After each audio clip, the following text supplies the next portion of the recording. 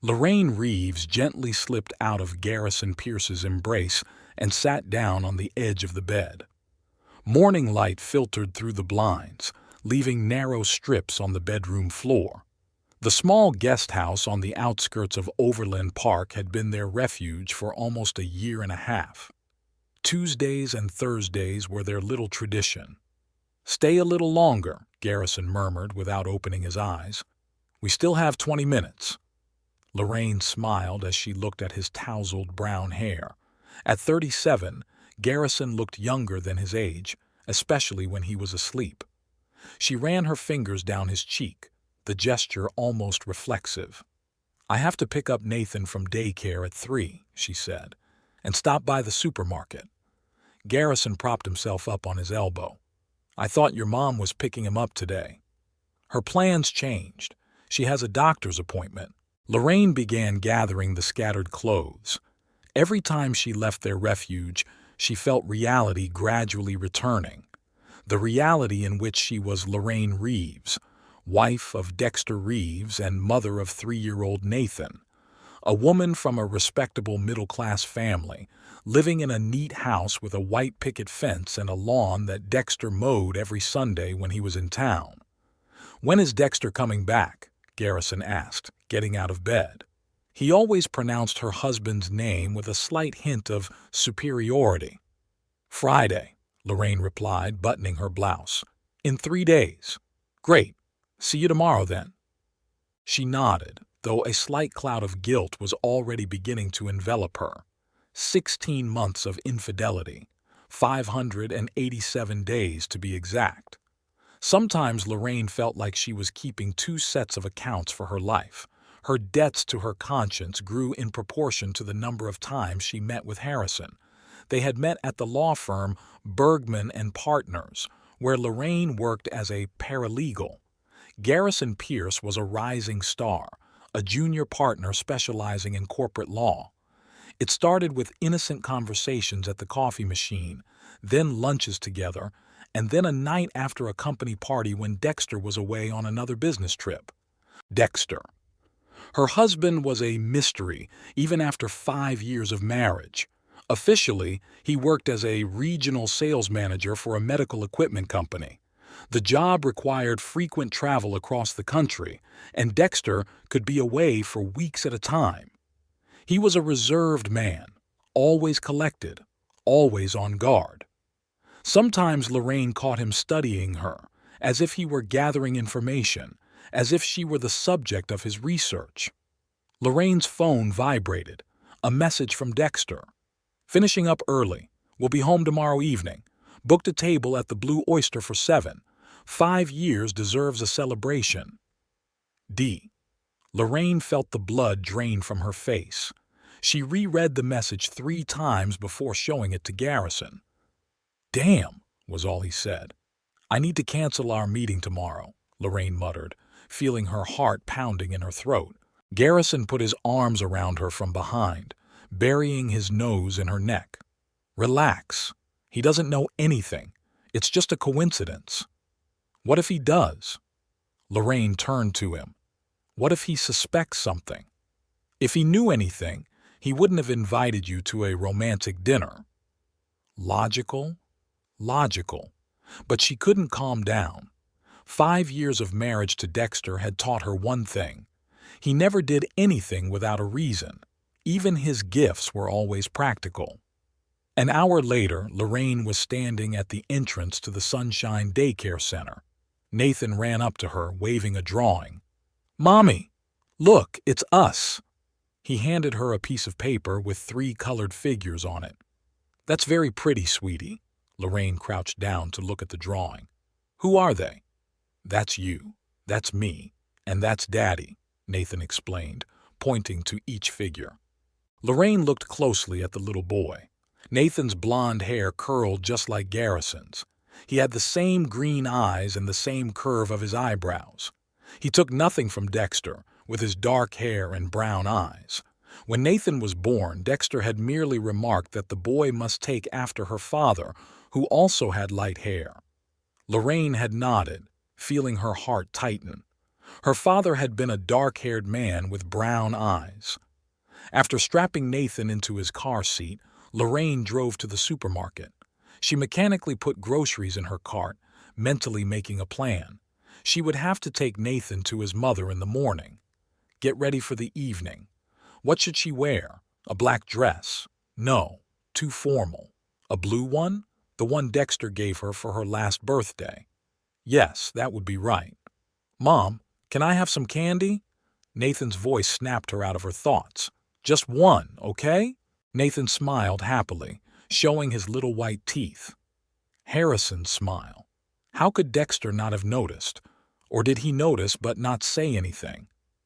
That evening, after putting Nathan to bed, Lorraine dialed Harrison's number. I'm scared, she said without preamble.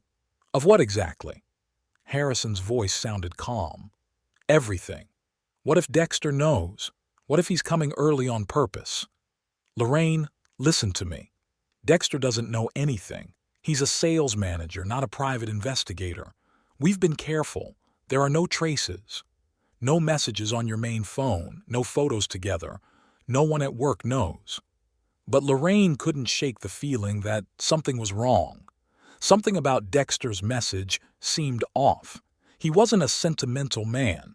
In 5 years of marriage, they had rarely celebrated anniversaries or holidays. Dexter always said it was a waste of time. Maybe he just wants to make you happy, Garrison suggested. People change. Not Dexter. He never changes. After the call, Lorraine stood at the bedroom window for a long time, looking out at the quiet street. The house next door was dark. The Wilsons were away for the weekend. An elderly couple lived to the right.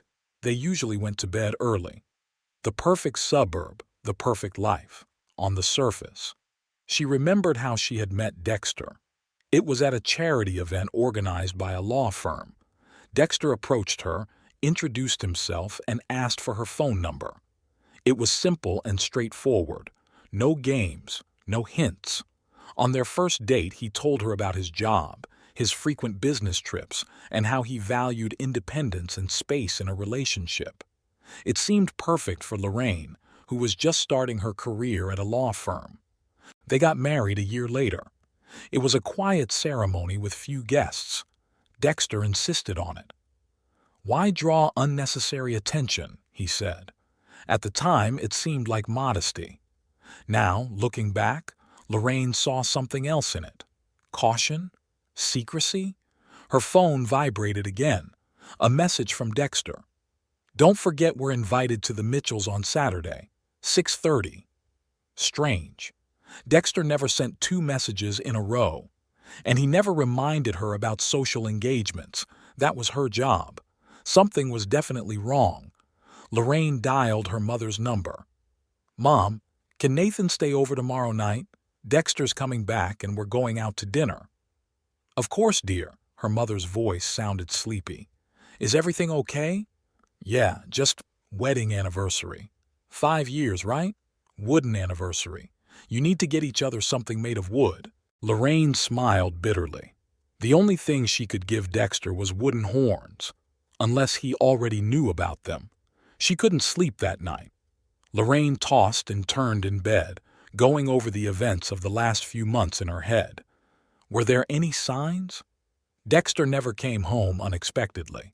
His business trips always went according to plan. He called at the same time every day and asked the same questions. There was nothing that could have alarmed her. And yet, at dawn, Lorraine got up, her head heavy from lack of sleep. Tomorrow, no, today, she would have to face her husband. And she couldn't shake the feeling that it wouldn't be a festive dinner, but an interrogation. Or worse, a sentencing. Nathan woke up at 7 in the morning, full of energy and enthusiasm. At breakfast, he talked about his friends at kindergarten, the new toy Martin had brought him, and how the teacher had praised his drawing. Will Daddy bring me a present? He asked suddenly. Lorraine froze with her coffee cup in her hand. Probably, she replied. Dad always brings you something back from his trips. Nathan nodded happily and went back to his porridge. Lorraine looked at her son, feeling panic rising inside her. What if Dexter knew the truth about Nathan? What if he had done a DNA test? It wouldn't have been difficult. Just take a hair from the boy's comb, send it to a lab. But why? What could have made him doubt? Then she remembered. 3 months ago, Nathan had fallen ill. It was a common childhood infection, but he needed blood tests. Dexter had insisted on taking the boy to the hospital himself. He said he had a break between clients. It was strange. Dexter rarely did things like that. Usually she was the one who took care of Nathan's health. After breakfast, Lorraine packed a small bag for Nathan and drove him to his grandmother's house.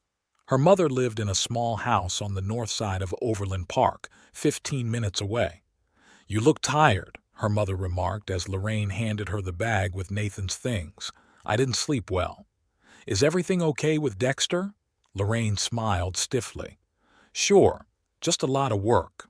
When she got home, she started cleaning, which always helped calm her nerves. By noon, the house was spotless, but she still felt anxious. Lorraine decided to take a bath with some scented oils to relax. Lying in the warm water, she thought about her life, about how complicated it had become, about how she loved Garrison but couldn't leave Dexter because of Nathan. Or was she just not brave enough? Dexter was a reliable partner. He provided well for his family and was never rude or aggressive. But with him, she always felt like she was being watched, as if he was evaluating her every move, every word. With Garrison, it was different. He was passionate, open, reckless. He made her feel alive. After her bath, Lorraine spent a long time choosing an outfit for the evening. Settling on a blue dress, a gift from Dexter, she carefully applied her makeup. Subtle, just as her husband liked it. No bright lipstick or dark eyeshadow. "Naturalness is your greatest asset," he used to say. Time dragged agonizingly slowly. Lorraine kept glancing at the clock. 5 o'clock. Dexter was supposed to arrive at 6, so they would have time to get to the restaurant by 7. At 10 minutes to 6, she heard the sound of a car pulling up. Her heart began to beat faster. Lorraine went to the window and saw Dexter getting out of a taxi with a small suitcase in his hand. His dark hair was cut short. He must have visited the barber before returning. He looked so ordinary. He was of average height, fit, and dressed in a strict business suit. Nothing about his appearance betrayed the sense of danger that sometimes emanated from him. Lorraine stepped away from the window and took a deep breath, preparing to greet her husband. Anniversary or interrogation, soon she would know the truth. Dexter Reeves woke up 30 minutes before his flight landed. He never allowed himself to fall into a deep sleep in public places, a habit developed over years of service.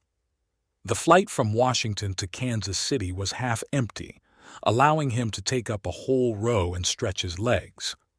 The small, dark leather briefcase he never checked in was under the seat in front of him. He took out his phone and checked his messages. Lorraine had replied to his text about his return with a short, "I'll be waiting. Love, L." Dexter read the message 3 times, analyzing every word. In 5 years of marriage, he had learned to read between the lines, to notice the slightest changes in his wife's behavior. In the last 16 months, there had been many changes. New perfume, more time at the gym, work meetings that lasted late into the evening, phone calls during which she would leave the room. The flight attendant announced that the plane was about to land. Dexter checked his watch, digital, waterproof, with a GPS tracker. He was right on schedule. In an hour he would be home, with plenty of time to prepare for the evening. When the plane landed, Dexter was the first to get up. At the airport, he bypassed the baggage claim area and headed straight for the taxi stand. The driver, a middle-aged man with a graying beard, glanced at the address and nodded. "Nice neighborhood," he remarked as he pulled away. "Yes," Dexter replied, not engaging in conversation. He looked out the window at the streets of Kansas City passing by. In fact, He had not spent the last 3 days at a medical suppliers conference in Chicago, as Lorraine thought, but at the Bureau's headquarters in Washington. His real job as an analyst in a special division of the FBI that tracked illegal financial transactions required periodic meetings with senior management. This time, the meeting was about Operation Bluefin, an investigation into several law firms suspected of laundering money for a number of international cartels. One of these firms was Bergman and Associates, where his wife worked, and where Garrison Pierce worked, whom Lorraine had been dating for 16 months. Dexter knew about every meeting they had, every message, every kiss, not because he was spying on his wife. He wasn't that petty. It was just that when Operation Bluefin began and Pierce's name came up in connection with suspicious transactions, a standard background check on the suspect revealed an unexpected connection, a personal connection to Agent Reeves's wife. The taxi stopped a few blocks from his house. Dexter paid the driver and waited until the car disappeared around the corner before slowly walking down the street. He always did this. Never took a taxi directly to his house. It was a simple precaution that had become a habit. Turning the corner, he noticed his neighbor's car, Bill Thompson, an insurance agent who always came home at 4:30. Everything was normal, nothing suspicious. Dexter took out his keys as he approached the door of his house, a standard 2-story structure with a neat lawn and a 2-car garage. He had bought the house shortly after marrying Lorraine. It was a stable investment in a good neighborhood with average crime and good schools. The perfect cover for an agent who needed to maintain the appearance of a normal family man. He opened the door and immediately smelled cleaning products. The fresh lemon scent told him that Lorraine was nervous. She always started cleaning when she was anxious. "Lorraine," he called, setting his suitcase down in the hallway. "I'm upstairs," she replied. "I'll be right down." Dexter walked into the living room and looked around. Everything was spotless and neatly arranged. Books on the shelves, cushions on the sofa, magazines on the coffee table. Too neat. He walked over to the fireplace where family photos were displayed. Dexter, Lorraine, and Nathan. A happy family. He looked at the photo of Nathan, taken a few months ago in the park. The blonde-haired boy with green eyes smiled at the camera, showing a gap in his teeth. He had recently lost his first baby tooth. The DNA test results were in his briefcase, sealed in an envelope. He had received them 3 months ago, when Nathan had his blood taken for testing. It only took a few drops to find out the truth, and although he had suspected it since the boy was born, the lack of physical resemblance was too obvious. The documentary proof still came as a shock. "Dexter!" He turned and saw Lorraine coming down the stairs. She was wearing the same blue dress he had given her last year, a gift chosen not by him but by his assistant, like most of the personal gifts for his wife. "Hi," he said, walking over to her and kissing her on the cheek. "You look beautiful." Lorraine smiled, but the smile didn't reach her eyes. She was tense. He could tell by the way she held her shoulders and the slight tremor in her hands. "Thank you. How was the conference?" "Tiring," he replied, taking off his jacket. "Lots of talk about new regulations in the medical field. Nothing interesting." Lorraine nodded, still standing at a distance. "I took Nathan to his mother's as you asked. He really wanted to see you, but I explained that tonight was special for us." "Right." Dexter checked his watch. "We still have time. I'll take a shower and get changed." As he climbed the stairs, he felt Lorraine's gaze on him. It was anxious, searching. She suspected something. What exactly? That he knew about her affair? Or something about his real job? The latter would be problematic, though unlikely. Dexter had always been careful. He went into the bedroom and opened the closet. All his clothes were neatly hung by color and type, another habit developed over the years. Choosing a dark gray suit and a white shirt, Dexter headed for the bathroom. While the water ran, he carefully examined the room. Lorraine had recently taken a bath. Bottles of oils were still standing on the edge of the tub, rosemary and lavender, for stress and anxiety, so she really was nervous. His shower took exactly 7 minutes, no more, no less. When he came out of the bathroom, he noticed that the door to the closet where he kept his documents was ajar. Dexter went over and checked the contents. Everything was there: his health insurance files, utility bills, house and car documents. But he remembered clearly that he had closed the cabinet completely before leaving. Was Lorraine looking for something? What exactly?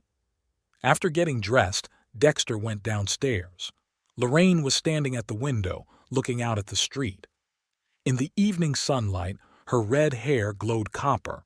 It was that hair that had caught his attention at the charity event. He walked over to her and touched her shoulder lightly. "Ready?" She flinched and turned around. "Yes, of course. You came down so quietly." "Sorry, I didn't mean to scare you." Lorraine took her purse and car keys. "I'll drive. You must be tired after your flight." "I'm fine," Dexter replied, taking the keys from her. "I'll drive." They left the house.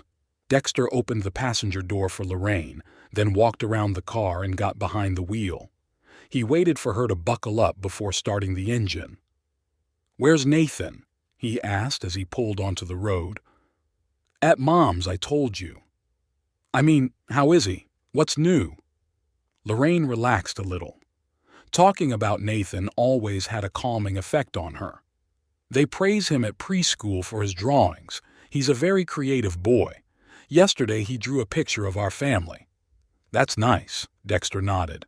"I got him a present, a wooden construction set. It helps develop spatial thinking. He'll love it." They fell silent. Dexter turned on the radio and a calm jazz melody filled the car. He noticed Lorraine nervously fiddling with the strap of her purse, another sign of anxiety. "The Blue Oyster," he said after a while. "Have you been there before?" "No, never. They say the seafood is excellent and they have a good wine list." "Sounds wonderful," Lorraine tried to smile. "How long ago did you make the reservation?" 2 weeks ago. I wanted to surprise you." That was a lie. He had made the reservation yesterday, as soon as he received final confirmation from the surveillance team that Lorraine and Pierce had met. The photos of their morning rendezvous were in his briefcase, along with the DNA test results and divorce papers. The Blue Oyster restaurant was located in the city center, in a renovated early 20th century building. Dexter parked on a side street and they walked the last block. Lorraine walked beside him, keeping her distance, not touching his arm. She usually took his arm during walks like this. 5 years, he said when they reached the restaurant.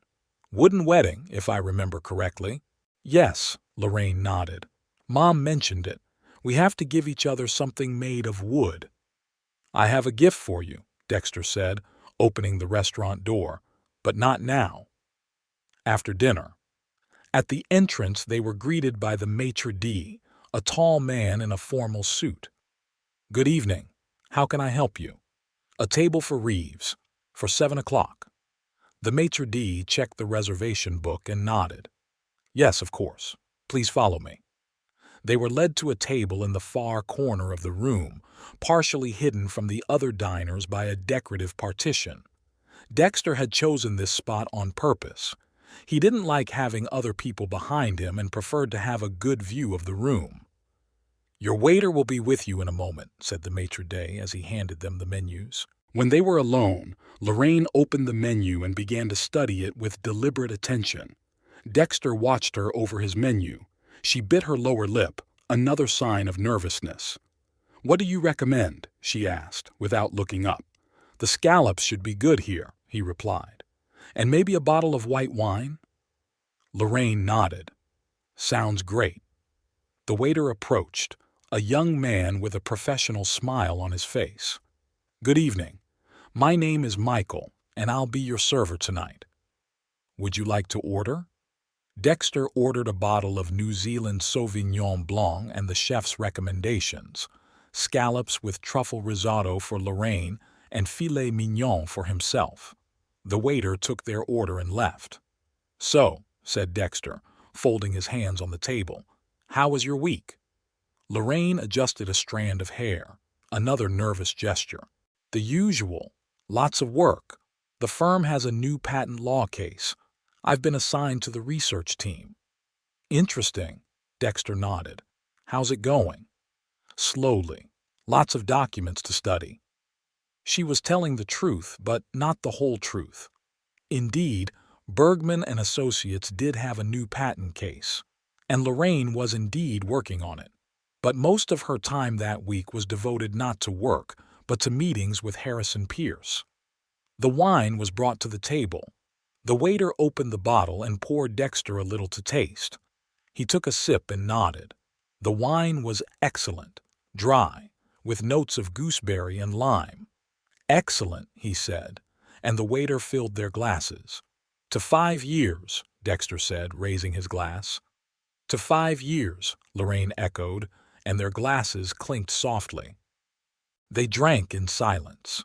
Dexter watched his wife take small sips, avoid his gaze, and nervously twirl her wedding ring.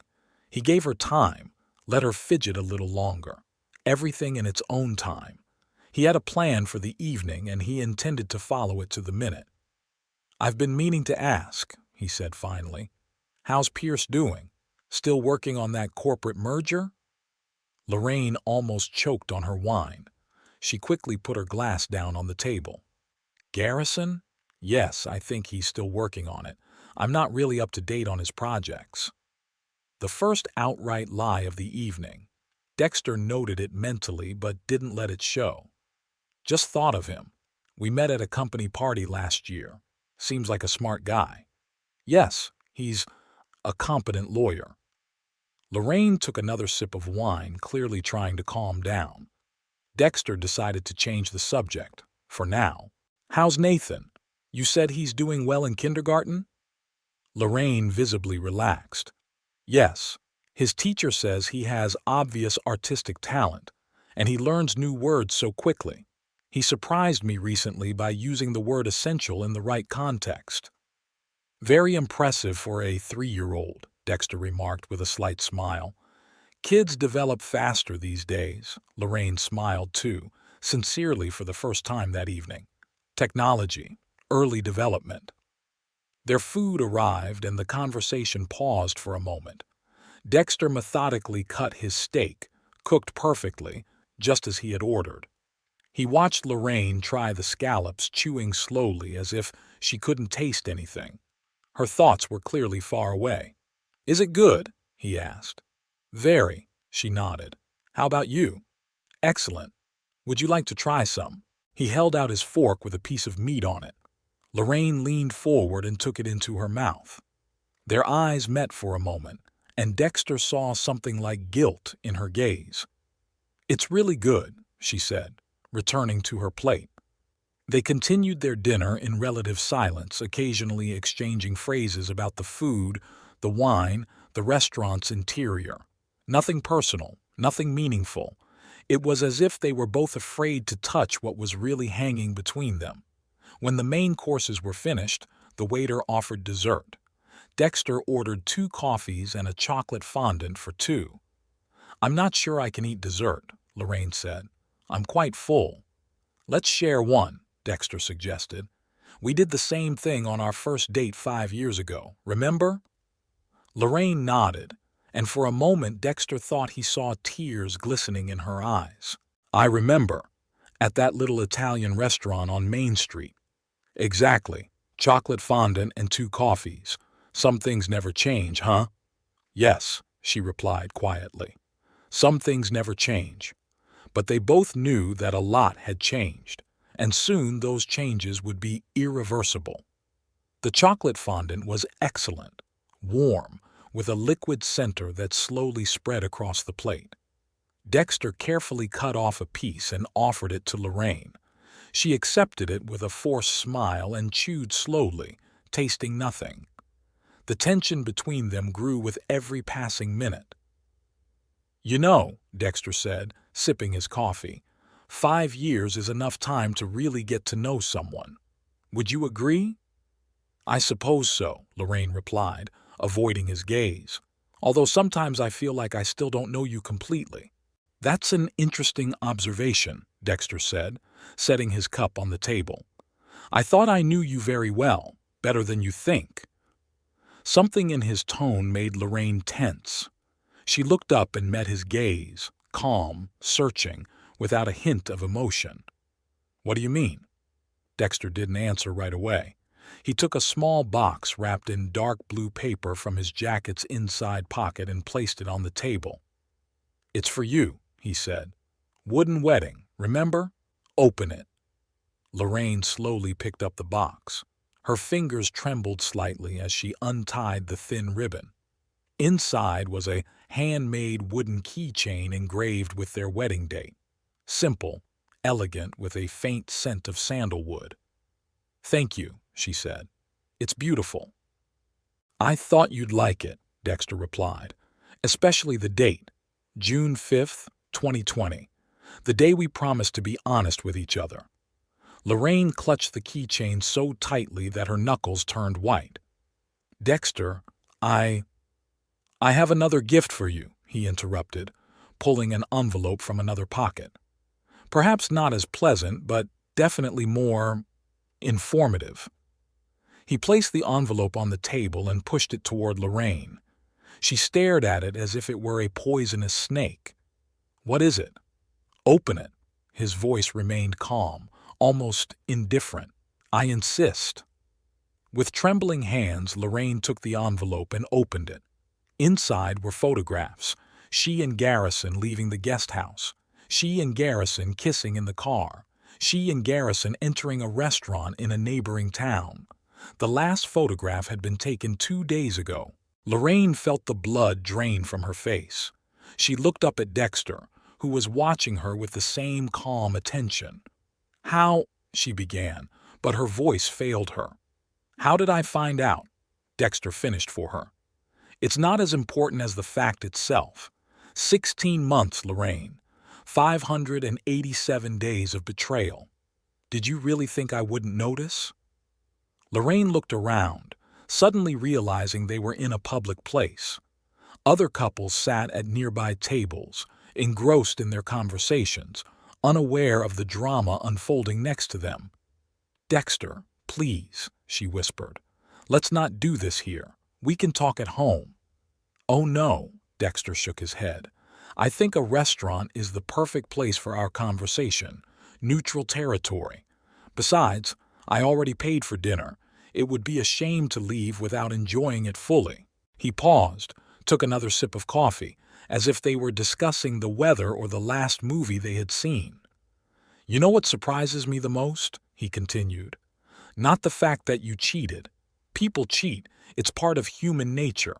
What surprises me is your confidence that you can lead a double life and no one will notice, especially me. Lorraine put the photos back in the envelope, her hands shaking. I don't know what to say. Of course you don't, Dexter nodded. What are you supposed to say? I'm sorry I slept with another man for 1.5 years? I'm sorry I lied to you every day? I'm sorry I had a child with another man and let me think he was my son? Lorraine raised her head sharply, her eyes wide with horror. What? Dexter took out a second envelope and placed it on the table. The DNA test results. Very interesting reading, I must say, especially the part where it says there's 0 chance I'm the father. Tears welled up in Lorraine's eyes, but she didn't let them fall. How did you? When? 3 months ago, when Nathan had his blood test. Do you remember? I took him to the hospital myself. It wasn't difficult to get an extra sample for a private test. Lorraine covered her face with her hands. Dexter, please, please. What? His voice remained calm, but there was a steely edge to it. Please forgive me. Please let me explain? What exactly are you trying to say, Lorraine? She lowered her hands and looked him in the eyes. I didn't want it to turn out this way. It just happened. Dexter tilted his head slightly, studying her face. Nothing just happens, Lorraine. You made a choice. Every time you saw him, Every time you lied to me. Every time you let me think Nathan was my son." He took out the third envelope and placed it on the table next to the others. "Here's something else you might find interesting. Printouts of your messages from the last 6 months. Very candid, I must say. I especially like the part where you tell him how boring I am in bed." Lorraine paled even more. How did I get access to your messages?" Dexter shrugged. "It doesn't matter. What matters is that I have all the proof I need. Photos, DNA results, messages, oh, and something else." He took out a small voice recorder and placed it on the table. "Audio recordings of your encounters, and a few videos. Very high quality, by the way. Modern technology is amazing." By this point, Lorraine had stopped holding back her tears. They streamed down her cheeks, smearing her mascara. "Why are you doing this?" she whispered. "If you've known this for so long, why didn't you say anything before?" Dexter leaned back in his chair, folding his arms across his chest. "I was waiting for the right moment, gathering information, preparing everything I needed. And of course I wanted to be absolutely sure before I took any action." He paused, watching Lorraine's reaction, then continued. "You know what's interesting? Garrison Pierce isn't as simple as he seems. He has connections to certain circles that have attracted the attention of federal agencies. He's not just a corporate lawyer. He launders money for some very dangerous people." Lorraine shook her head, not believing her ears. "That's not true. You're just trying to discredit him." "Not true?" Dexter raised an eyebrow. "Are you sure? Do you really know the man you're sleeping with? Or do you only know what he lets you see?" He took out the fourth envelope and placed it on the table. Lorraine made no move to take it. "What's in there?" "Information about your lover's real clients. Names, dates, amounts. Very interesting reading if you like financial crimes." Lorraine shook her head as if refusing to believe what was happening. "Where did you get this information? You can't—" She fell silent, suddenly struck by a realization.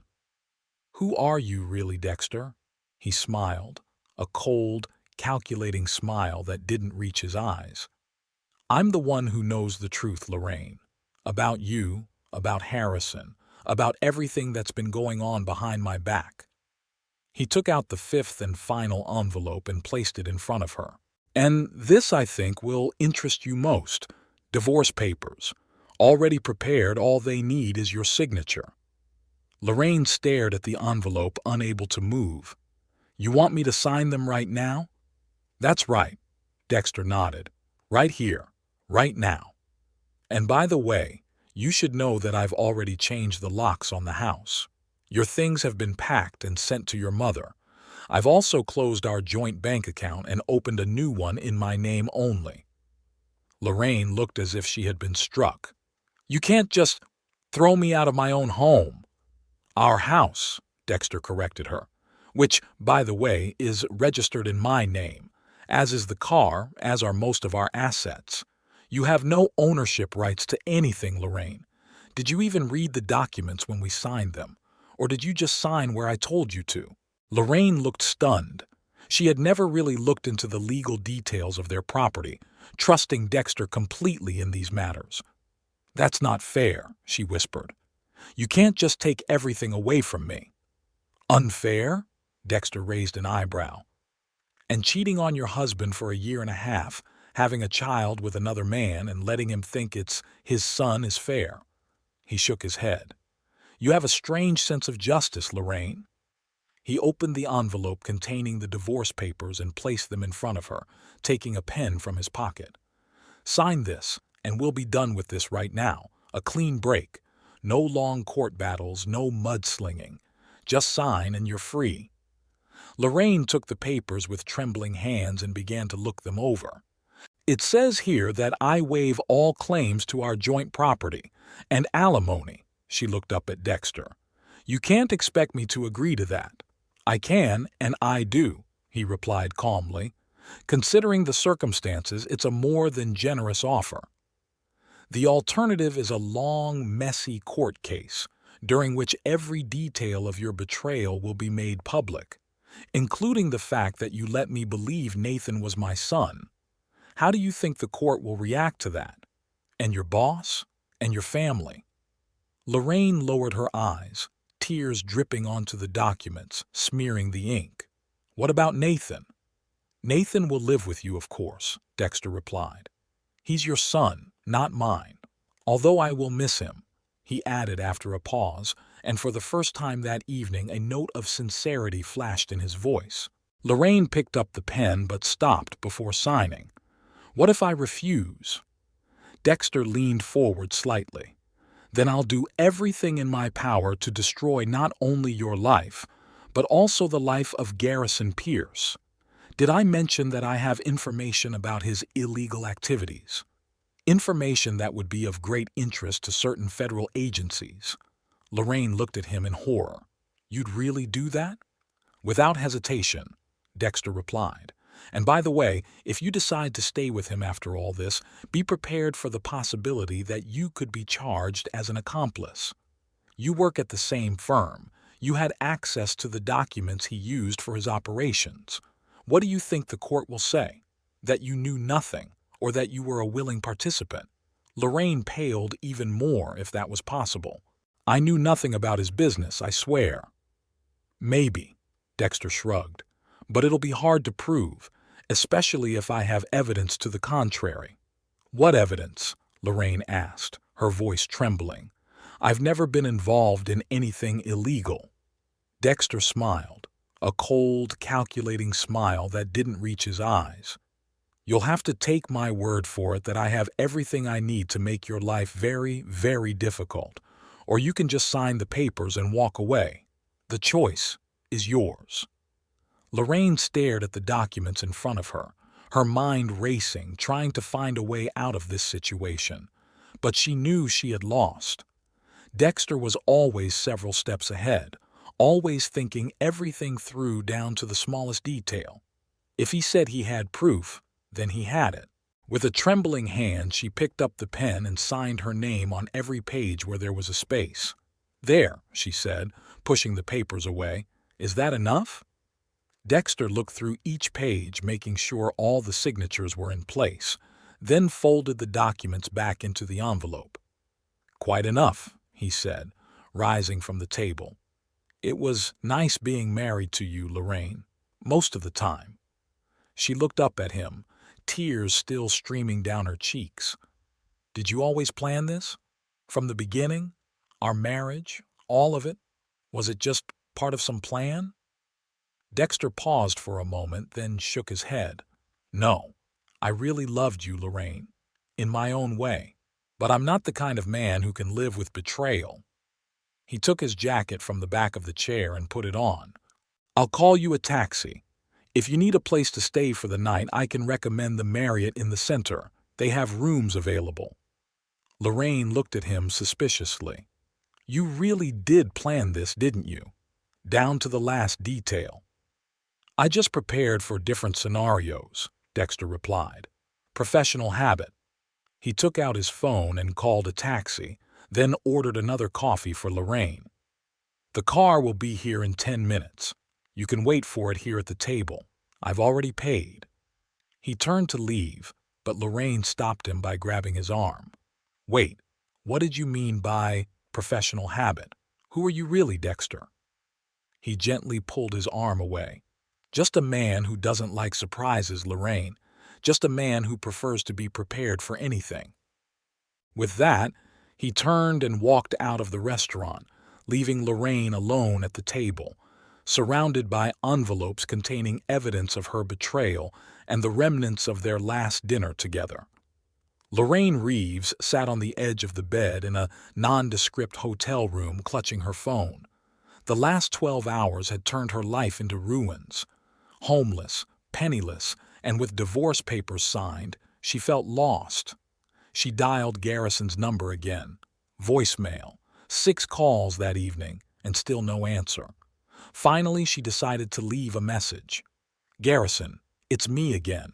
Please call me back as soon as you hear this. It's very important." Suddenly, the phone vibrated, and Lorraine almost dropped it. "Garrison! Lorraine, what's going on?" Garrison's voice sounded tense. "I have 5 missed calls from you." "He knows," she blurted out. "Dexter knows everything. About us, about Nathan. He filed for divorce, kicked me out of the house, blocked my accounts." Lorraine told him everything that had happened at the restaurant. About the photos, the DNA test results, the messages and audio recordings. About how Dexter had hinted at Garrison's illegal activities. "Garrison," Lorraine finally said, "are you still there?" "Yes," his voice sounded distant. "Did he really say he had information about my clients?" "Yes. He showed me some documents. Names, dates, amounts. He said you were laundering money for dangerous people." "That's nonsense, Lorraine. I'm just a corporate lawyer.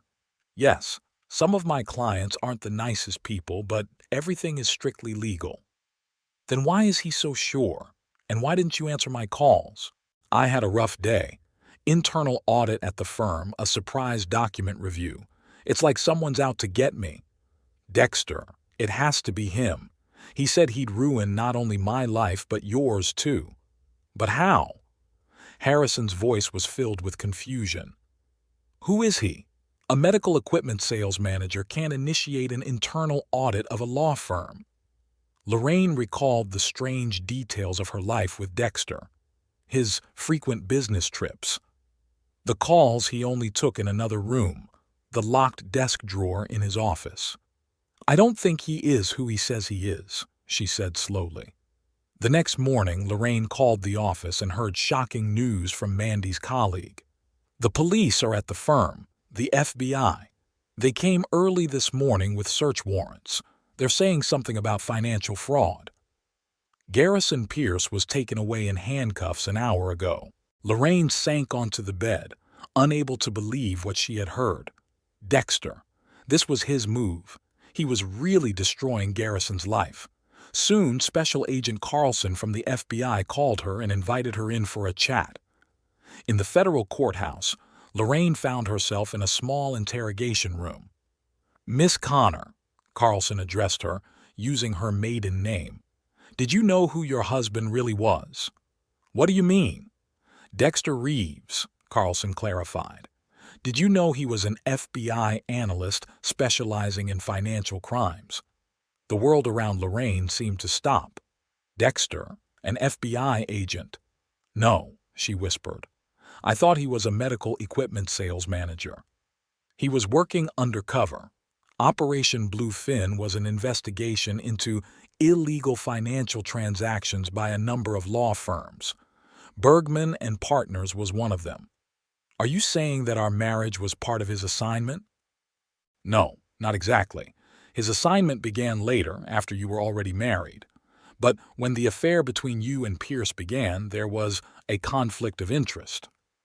Carlson showed Lorraine emails in which Garrison asked her to find information about suspicious companies. "I thought it was just normal market research," she explained, confused. "For companies registered in the Cayman Islands?" Carlson remarked skeptically. To Lorraine's surprise, the agent informed her that no charges would be brought against her. "Agent Reeves insisted that we not press charges against you. He provided evidence that you were not a knowing participant in Pierce's schemes." "He protected me?" Lorraine asked in amazement. "You could say that. Despite his personal circumstances, he acted professionally." Leaving the courthouse, Lorraine called Dexter, but got his voicemail. "Dexter, it's me. I know who you are. I know what you did for me today. I'm not asking for forgiveness. I'm not asking you to come back. I just want to talk. One conversation. You owe me that much." She ended the call and looked up at the setting sun. Everything had fallen apart, but somehow she was still standing, still breathing. Maybe this was the beginning of something new, or at least the end of the lies that had surrounded her for so long. Harrison Pierce was released on $200,000 bail 2 days after his arrest. The amount was paid by an anonymous benefactor, which only fueled his paranoia. As he left the federal courthouse, he felt eyes on him, real and imagined. His reputation was ruined, his career destroyed, and his future hung in the balance. And all because of one man, Dexter Reeves. Garrison's first instinct was to contact Lorraine, but her phone was off. He drove past her mother's house and saw Nathan, the son he had never officially acknowledged, playing in the yard. The boy looked carefree, completely unaware of the drama unfolding around his origins. Sitting in a rented car 3 blocks from Dexter's house, Garrison drained the second miniature bottle of whiskey from the hotel minibar. The alcohol dulled his fear but fueled his anger. Who was this man who had ruined his life? An ordinary sales manager couldn't have orchestrated a federal investigation. That meant Dexter was something else. A federal agent, an informant, a competitor. "I'll kill you," Garrison whispered, clutching the gun he had bought from a shady dealer a few hours ago in his jacket pocket. The weapon felt foreign in his hand, a hand accustomed to holding expensive pens and flipping through legal documents. Dexter's house stood dark and quiet. Garrison knew the house. He had driven past it several times when he dropped Lorraine off after their secret meetings. It was a typical suburban home with a neat lawn and a 2-car garage. Nothing about it suggested it was the lair of a federal agent. That is, if Dexter really was an agent. Garrison got out of the car, put on his gloves, and cautiously moved toward the house. It was almost 11 o'clock at night and the street was deserted. He walked around the back of the house, studying possible points of entry. The rear window seemed the least protected. Using a credit card, Garrison managed to open the window lock, a trick he hadn't learned from law books. He slipped silently inside and found himself in the kitchen. Darkness enveloped him, but his eyes gradually adjusted, making out the outlines of the furniture. The gun in his hand gave him confidence. Garrison moved slowly into the living room, trying not to make a sound. The house seemed empty, but something told him that Dexter was there. Could he have found out about his release? Of course he could. If Dexter was really a federal agent, he had access to that kind of information. "I knew you'd come," came a calm voice from the darkness. Garrison spun around, pointing his gun at the source of the sound. In the far corner of the living room, Dexter sat in an armchair. He didn't move, his silhouette barely visible in the darkness. "Where's Lorraine?" Garrison asked, trying to keep his voice steady.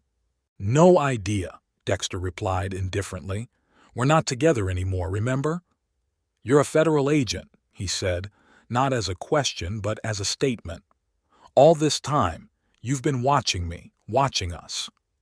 "Don't flatter yourself, Pierce," Dexter sneered. "You were just a small part of the operation. It wasn't your affairs that mattered, it was your clients. The Carlos, the Nunez, the Severian. Do those names mean anything to you?" Garrison felt the ground slip away beneath his feet. Those names belonged to his most important, most secret clients, people he had worked with through a series of front companies. "I don't know what you're talking about," he said, trying to remain calm. "Come on, Pierce." Dexter rose from his chair and Harrison instinctively gripped his gun tighter. "We both know what you've been doing. Money laundering, fraud, aiding and abetting drug trafficking. Your list of crimes is impressive for a Yale Law School graduate with honors." "That's all lies," Garrison snapped. "You're just out to get me for Lorraine." Dexter laughed, shortly and without a hint of amusement. "Lorraine? You think this is about Lorraine?" He shook his head. "You really don't understand anything. I was watching you long before I found out about your affair with my wife." Operation Bluefin started 2 years ago. Garrison backed away, still holding his gun. "So, our marriage, all of it was an operation?" "No," Dexter replied, and something in his voice changed. "My marriage to Lorraine was real. At least it was on my part. My assignment to investigate Bergman and Associates was a coincidence, an unfortunate coincidence." "You ruined my life," Garrison said. "You destroyed my career, my future, and now I'm going to do the same to you." He raised the gun higher, aiming at Dexter's chest. "I wouldn't advise it," Dexter said calmly. "First, you've never shot a man before. Your hands are shaking, your breathing is uneven. You'll miss. Second," he paused, "the house is equipped with a voice-activated security system. One code from me, and you'll be paralyzed before you can pull the trigger." "You're bluffing." Garrison tried to sound confident, but he didn't feel it. "Check it out," Dexter shrugged. "But first, ask yourself if you're ready to spend the rest of your life in federal prison for killing an FBI agent." Garrison felt a wave of panic wash over him. He had come here to get revenge, to make Dexter suffer, but now he felt cornered. His finger twitched on the trigger. "Last chance, Pierce," Dexter said. "Put the gun down, and we'll talk like civilized people." "What is there to talk about?" Garrison spat out. "You've already made up your mind. The trial, the sentence, it's all been decided." "Not exactly," Dexter shook his head. "You have a choice. Information in exchange for a reduced sentence. Names, dates, amounts. Everything you know about Severian's operations." "You're crazy," Garrison laughed nervously. "If I talk, I'm dead." "If you don't talk, you're dead too," Dexter parried. "Only you'll die a slower death, in Supermax. In solitary confinement 23 hours a day, 10 years minimum." Garrison felt sweat running down his back. He wasn't ready for prison. He wasn't ready for a life without the comforts and privileges he was used to. "What if I agree?" he asked, barely audibly. "A new identity, witness protection, a chance to start over. What about Nathan?" The question slipped out before Garrison could stop himself. Dexter paused. "That's up to Lorraine. And you. I'm no longer involved in that part of your life." Garrison slowly lowered his gun. He had no choice. The Northerner surely knew about his arrest, about the federal investigation. Even if he managed to avoid prison, people like the Northerner weren't easy to fool. "Smart decision," Dexter nodded. "Now, Code Alpha 3. What?" Garrison didn't understand, but in the next moment he felt a sharp pain in his neck. Then his body went numb, his legs buckled, and he collapsed to the floor, unable to move. "I warned you about the security system," Dexter said, walking over to him and taking the gun from his limp hand. "It's a tranquilizer. It'll knock you out soon. In the meantime, relax and think about your future." Garrison wanted to say something, but his tongue wouldn't work. He could only watch as Dexter took out his phone and dialed a number. "The target has been neutralized," he said to someone. "Yes, he's alive. I used a tranquilizer. He's ready for transport. I'm waiting for the team." Garrison's consciousness began to fade. The last thing he saw was Dexter looking at him with an expression that was a mixture of contempt and a strange semblance of pity. 40 minutes after Dexter's call, 2 unmarked vans pulled up to the house. People in protective suits got out.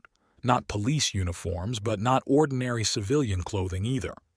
They quickly and efficiently loaded the unconscious Garrison into one of the vans. "Agent Reeves," a tall man with gray temples addressed Dexter. "Regis wants to see you."